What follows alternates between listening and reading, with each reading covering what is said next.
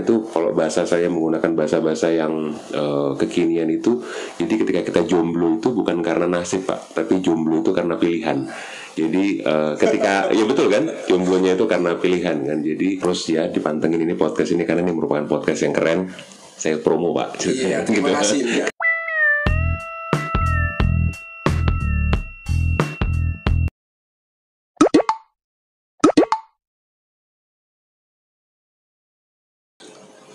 Ya, assalamualaikum warahmatullahi wabarakatuh. Waalaikumsalam warahmatullahi wabarakatuh. Jumpa lagi dengan podcast Kawal, kabar pengawas pemilu Bawaslu Kabupaten Pasuruan. Tamu kita kali ini adalah kita kedatangan tamu lagi ya. Kedatangan tamu lagi kali ini adalah dari KPU Kota Semarang dengan Ketua KPU Kota Semarang Bapak Henry Cassandra Gultom, biasa dipanggil Nanda. Siap, betul. Mas Nanda atau Pak Nanda saya manggilnya nanya. Apa aja Pak? Apa aja saya. Yang penting jenengan bahagia itu Iya. Mas Nanda boleh, Nanda boleh. Bahagia itu sederhana. Betul Pak, karena bahagia itu meningkatkan imunitas Pak di tengah pandemi ini. Iya. Oke, Pak Nanda. Pak Nanda hadir ke Pasuruan bersama siapa saja tadi? Tadi kebetulan hari ini kita bersama dengan kawan-kawan yang lain, bersama 4 komisioner dan beberapa kasubag. Tentunya memang hari ini kan kedatangannya kan selain juga silaturahmi, bisa ketemu dengan Mas Heri dan kawan-kawan yang lain juga ya sharing-sharing mengenai tentunya kan karena kebetulan Kota Semarang kan juga akan melaksanakan pilkada dengan satu pasangan calon. Jadi ya tentunya ini merupakan sebuah kehormatan juga bisa nyampe ke sini dan bisa berdiskusi dengan Mas Heri juga. Oke. Siap. Ini Semarang ini daerah ketiga yang datang ke Pasuruan dalam waktu dekat ini. Dalam waktu dekat ini. Sebelumnya dari Wonosobo ya, satu provinsi dengan Semarang ya. Kemudian juga setelahnya Balikpapan dan sekarang ini adalah Kota Semarang. Kota Semarang. Ya. Ternyata calon tunggal itu menarik ya mungkin ya, atau mungkin perlu contoh nyata mungkin ya, real model gitu ya. Betul. Sehingga beberapa daerah yang akan melaksanakan pilkada calon tunggal perlu belajar banyak. Mungkin bisa cerita Mas Nanda tentang kondisi sekarang di Semarang itu seperti apa? Baik. Saya sapa dulu aja nih kawan-kawan yang sudah nonton podcast Kawal Bawaslu Pasuruan. Terus ya dipantengin ini podcast ini karena ini merupakan podcast yang keren. Saya promo Pak. Iya, terima kasih ya. Kan gitu dong di promo. Dan saya kira tadi sangat apa yang disampaikan Mas Hari juga sudah sangat mewakili bahwa memang pilkada satu pasangan calon ini mau tidak mau menjadi hal yang baru bagi beberapa daerah karena memang tentunya pasti akan timbul banyak pertanyaan dari tidak hanya dari penyelenggara tetapi juga dari warga yang nantinya akan mengikuti bagaimanakah prosesnya, bagaimanakah mekanismenya, hal-hal apa saja yang boleh dan tidak boleh. Nah, walaupun sebenarnya dari KPU dan tentunya juga dari Bawaslu sudah memiliki aturan yang sangat jelas yang mengatur kemudian mengenai bagaimana mekanismenya, tetapi kan perlu kemudian informasi yang lebih komprehensif dari kawan-kawan yang mungkin sudah terlebih dahulu melaksanakan. Kebetulan kita juga sudah beberapa kali ketemu dengan kawan-kawan dari Pati karena mereka melaksanakan di 2017. Waktu itu masih pakai setuju dan tidak setuju.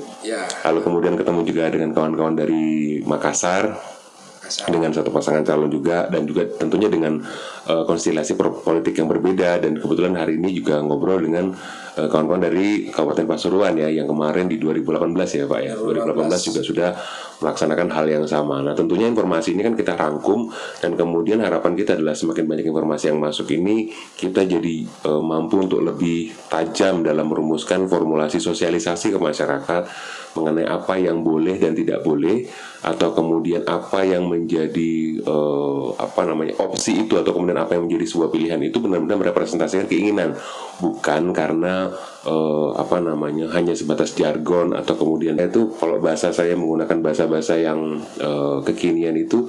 Jadi ketika kita jomblo itu bukan karena nasib Pak, tapi jomblo itu karena pilihan. Jadi ketika ya betul kan, jomblonya itu karena pilihan kan. Jadi ketika memilih ataupun tidak memilih atau apapun yang dipilih itu karena didasari oleh sebuah pertimbangan, bukan karena keadaan. Begitu Mas Ari. Jadi hidup itu memang pilihan. Wah, pilihan, Pak, betul. Termasuk pilihan sebelahnya itu ketika tidak ada. Tidak ada yang apa. Jadi kalau bahasa kita itu kan yang sering muncul adalah kotak kosong itu seperti apa sih? Nah, ini yang kemudian kita juga menjelaskan ke masyarakat bahwa bahasanya itu mungkin bukan kotak kosong tetapi kolom kosong tidak bergambar, kan begitu. Karena di surat suara sendiri pun kan tertulis silahkan coblos pada foto pasangan calon atau kolom kosong tidak bergambar. Nah, ini yang kemudian dipersepsikan karena sebenarnya ternyata dari hasil riset ketemu dengan kawan-kawan yang melaksanakan sebenarnya kan sama saja prosesnya kan. Siapapun yang menjadi pemenangnya itu kan implikasinya hanya di penundaan ya, kan begitu misalnya. Paling buruknya kan begitu. Ya. Nah, ini yang kemudian juga kita jelaskan ke masyarakat sebagai bagian dari sosialisasi dan tetap menjaga keberimbangan. Begitu, Mas. Iya, suaranya Mas Nanda ini berat dan seperti memang suaranya penyiar mungkin ya. Apa memang punya sebelumnya punya passion di bidang seni atau bagaimana nih? Enggak. Saya curiga ya. Bukan passion, Pak, mungkin karena nasib, Pak. Mungkin waktu dulu ya. Jadi harus menyesuaikan diri untuk tetap bisa bertahan hidup. Jadi akhirnya melakukan beberapa profesi, mungkin begitu, Pak. Iya. Ya sebenarnya memang jadi ngomongin musik ya, enggak apa-apa. Saya kira nggak ada hubungannya juga dengan tulisan bawah podcast kawal Bawaslu Pasuruan, nggak ada hubungannya juga. Cuman kebetulan memang dulu juga saya yakin nggak seperti Mas Hari kan juga ada latar belakang ya, kebetulan kita latar belakang kan sama, Mas, ceritanya mungkin gara-gara kebanyakan ngajar kali, Mas. Oh gitu ya. Iya. Jadi Bawaslu makanya aja. Bawaslu mengajar. Oh, Bawaslu mengajar itu ya. Jadi Bawaslu mengajar. Jadi kita tidak hanya mendengar ya. Betul. Tidak hanya Bawaslu mendengar, tapi kita juga Bawaslu mengajar. Sehingga kita menjaga keberimbangan. Betul, menjaga keberimbangan. Ya, mengajar ya, mendengar juga iya. Betul. Ya, mengajarnya kita kan menyampaikan. Betul. Nah, sekarang ini sudah Hamin berapa, Mas Nanda? Hamin 44 atau 40? Ya, kurang lebih 44 atau 45. Nah, sebenarnya yang menarik juga, Mas Hari, yang mungkin saya akan menjadi bagian dari sejarah Republik ini berdiri adalah kita akhirnya melaksanakan pilkada serentak lanjutan di tengah pandemi. Saya kira ini juga mungkin akan jadi catatan penting di dalam perjalanan pesta demokrasi di Indonesia. Ini juga memang selain calon tunggal itu kan juga fenomena. Sekarang ini juga pilkadanya selain calon tunggal juga di tengah pandemi. Betul. Saya kira itu mungkin punya gambaran untuk punya apa yang terjadi di Semarang, mungkin di beberapa daerah yang lain berkaitan dengan calon tunggal dan pandemi. Ini saya kira juga kalau kita melihat sih berat ya, tapi mungkin bisa disampaikan persiapan dari KPU Kota Semarang sampai sejauh ini, sampai Hamin 44. Betul. Ya, jadi memang kemudian yang menjadi tantangan kita bersama nggak hanya KPU Kota Semarang dan dengan Bawaslu Kota Semarang juga adalah bagaimana kemudian mencari sebuah formulasi sosialisasi yang paling efektif.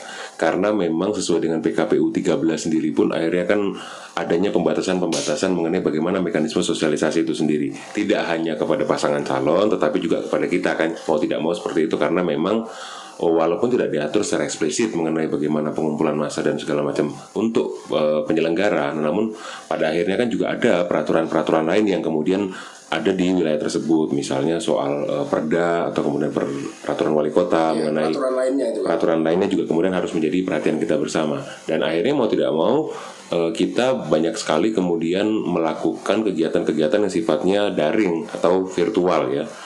Salah satu contohnya kemarin kita juga sudah menggelar beberapa webinar untuk beberapa segmen masyarakat. Lalu kemudian kita juga tetap melakukan pertemuan-pertemuan terbatas dengan ormas dan LSM yang ada di Kota Semarang untuk kemudian kita kolaborasikan. Lalu kemudian juga dengan organisasi-organisasi profesi juga jalan. Lalu kemudian ada beberapa kegiatan yang sifatnya virtual. Kemarin kita bikin ada namanya KPU Kota Semarang Virtual Bike. Jadi kita bikin acara sepedaan tapi sendiri-sendiri. Pakai aplikasi, jadi pakai aplikasi. Jadi semua prosesnya itu tidak dilakukan bersama. Jadi nanti kita memanfaatkan aplikasi namanya Strava sama Relief. Jadi nanti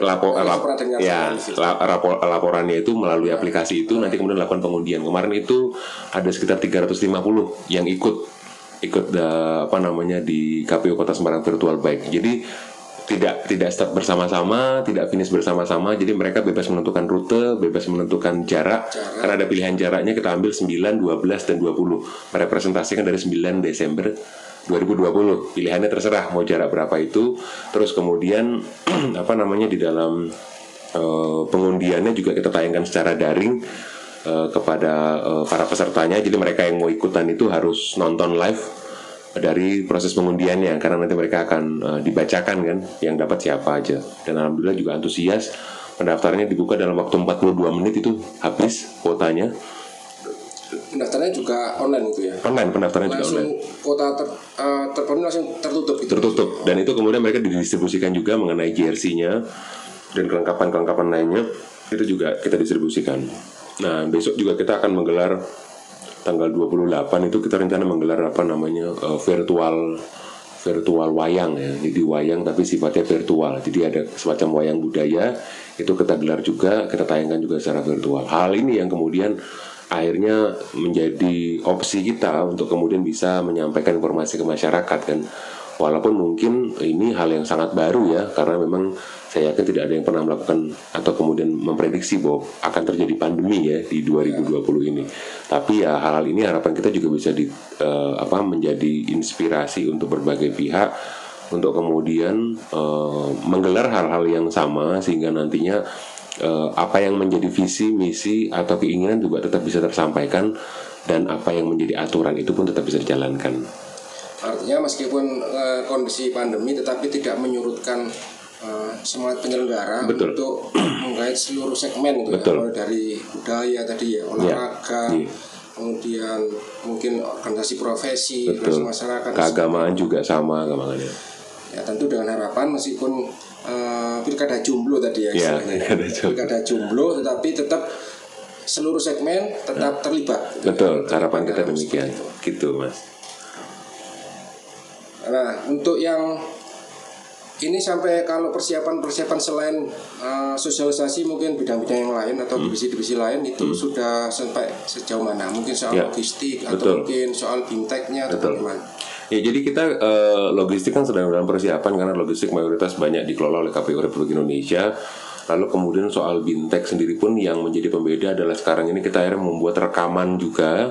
Jadi kita merekam di dalam proses video pembelajaran gitu. Video pembelajaran begitu. Ya, gitu karena memang faktanya adalah kita kebetulan juga bikin podcast seperti ini di KPU Kota Semarang. Hal-hal itu yang kemudian menjadi pedoman waktu rekrutmen PPK dan PPS. Ya. Jadi mereka itu soal-soalnya banyak dapat dari podcast itu karena kan akan dipaparkan kan mengenai semua regulasi, aturan, mekanisme seperti apa, dan kemudian akhirnya kita berpikir waktu itu ya sudah, nanti berarti hal-hal yang terkait tentang kampanye, apalagi hal-hal yang berkaitan dengan pungut hitung nanti akan kita bikinkan juga baik secara mekanisme podcast juga dan juga melalui semacam infografis berjalan yang kemudian nantinya itu juga bisa dinikmati oleh seluruh masyarakat begitu, Mas. Ya. Ini memang harus kreatif kita memang harus kreatif.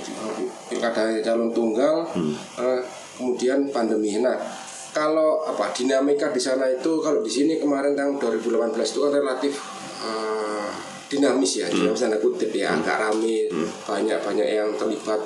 Nah, kalau di Semarang seperti apa, Mas Nanda? Ya, kalau di Semarang itu sebenarnya juga cukup ramai, namun begini, jadi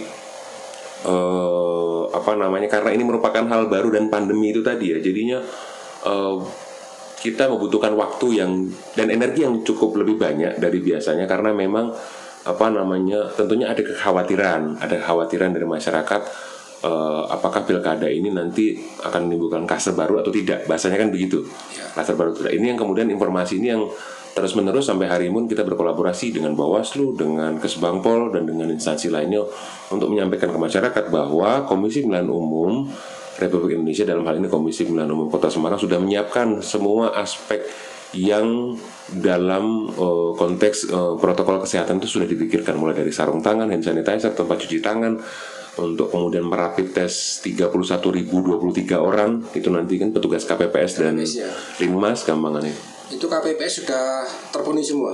Sudah terpenuhi semua. Tanpa perpanjangan gitu? Dengan perpanjangan tentunya. Karena memang kan ada pembatasan usia 20-50 tahun yang membedakan itu dengan pilkada sebelumnya, begitu. Mungkin saya kira itu ya. Mungkin ada Mas Nanda, mungkin ada pesan-pesan untuk kita semua ya. Wah, ya. kita menghadapi pilkada calon tunggal ini. Ya, baik.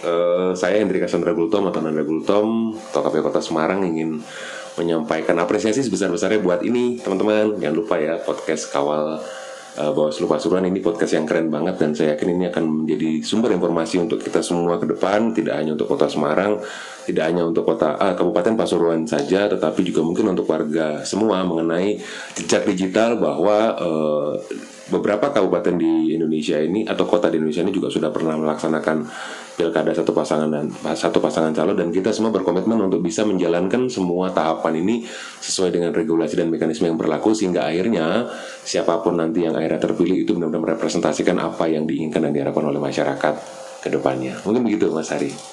Oke, terima kasih Mas Nanda. Terima kasih juga untuk atensinya ya. Siap. Atensinya terhadap keberadaan podcast ini. Ini memang media baru bagi kami ya, untuk melakukan informasi maupun interaktif dengan para pendengar atau yang menonton podcast ini. Ya. Oke, terima kasih atas kehadirannya Mas Nanda. Mau saya tutup dengan pantun saja nih, gitu ya. Dari Semarang ke Pasuruan. Cakep. Aduh. Sambil bawa kamera dan recorder. Cakep. Dengan senang melakukan pengawasan saat pilkada 9 Desember. Oke, mantap. Oke, terima kasih. Assalamualaikum warahmatullahi wabarakatuh. Waalaikumsalam warahmatullahi wabarakatuh.